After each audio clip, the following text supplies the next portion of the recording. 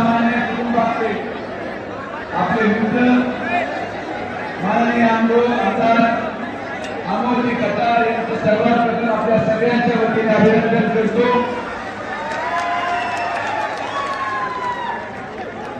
आज अमोल साहेबांचे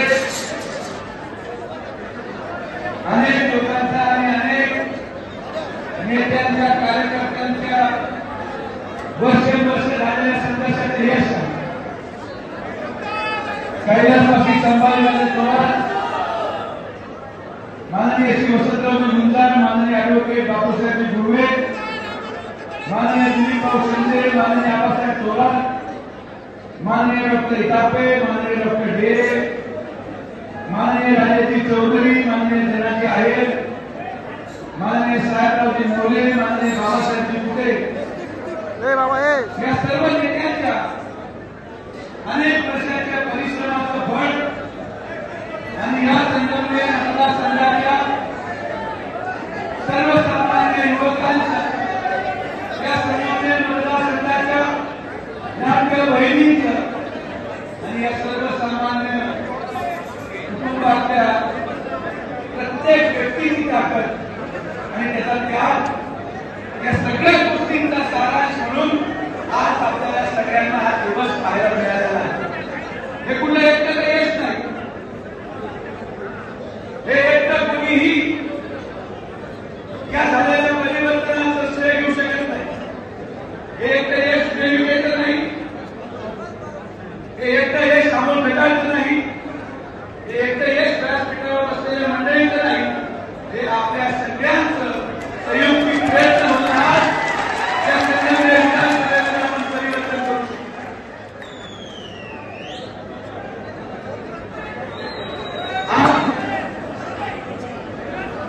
आपण ते करून दाखवलेलं आहे।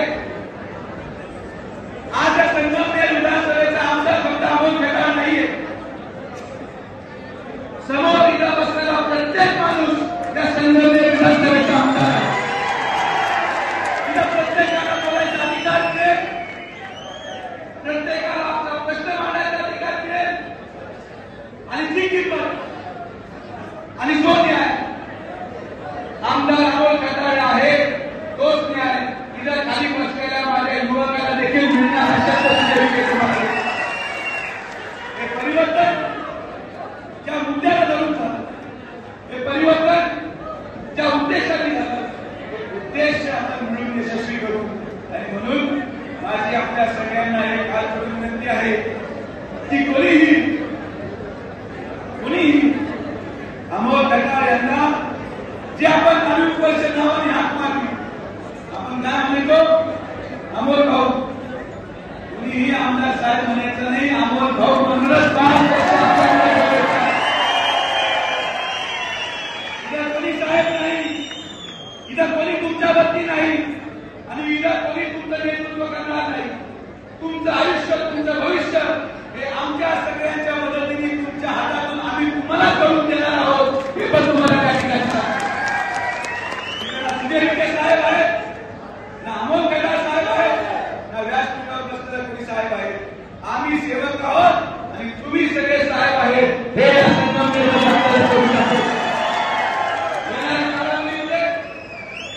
अनेक गोष्टी आपल्याला करायच्या, अनेक प्रश्न आपल्याला सोडवायचे। आम्हाला मनाचं मुंबईला करायचं, सत्ता स्थापना या ठिकाणी होणार आहे। आपल्या सगळ्यांच्या आशीर्वादाने नुसतं संगमनेरमध्ये परिवर्तन झालं नाही, पण राज्यामध्ये देखील आपली सत्ता आलेली आहे आणि ही सगळ्यात महत्त्वाची घेतली।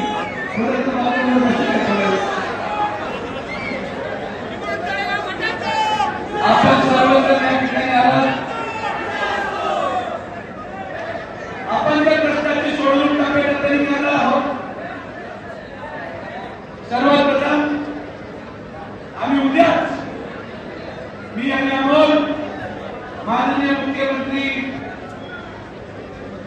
एकनाथ शिंदे साहेबांना भेटून मी आपल्याला शब्द देतो की येणाऱ्या वर्षभरामधल्या कुठल्याही कॅबिनेटमध्ये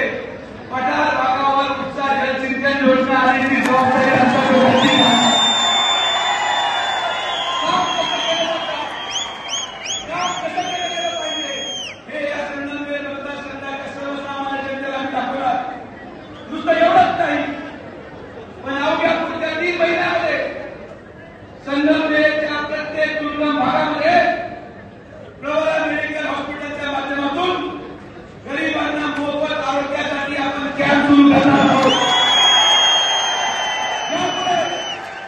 कोणालाही संकटामध्ये आपल्या मूलभूत उपचारासाठी पैसे भरावे लागणार नाही. इथं असलेला प्रत्येक माणसाचा उपचार डॉक्टर सुजय विखे पाटील मोफत करून देणार आहे.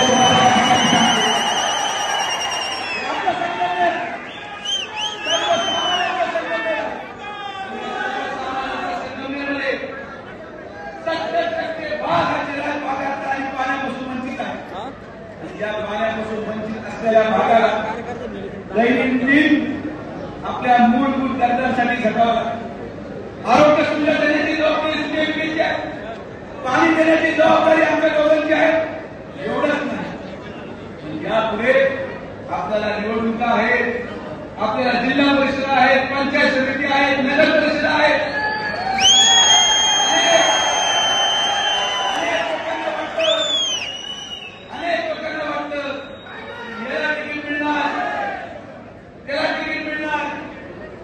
मी आज संगमनेरच्या तमाम नेत्यांना मी नम्रपणे विनंती करतो, हात जोडून विनंती करतो आणि मनापासून प्रार्थना करतो, माझ्या बोलण्याचं वाईट वाटून घेऊ नका. पण यापुढे माझी आपल्या सगळ्यांना नम्र विनंती राहील की जेव्हा कधी माझा संगमनेरमध्ये त्या भागामध्ये येणं होईल, कृपया करून त्या भागातला व्यक्ती सोडून दुसरा कोणीही तिला यायला नको, ही आपल्या सगळ्यांना विनंती. सर्वसामान्य माणसाची आहे. प्रत्येक गरीब माणसापर्यंत आपल्याला पोहोचायचं आहे. प्रत्येक वाडी वस्तीवर आपल्याला पोहोचायचं आहे.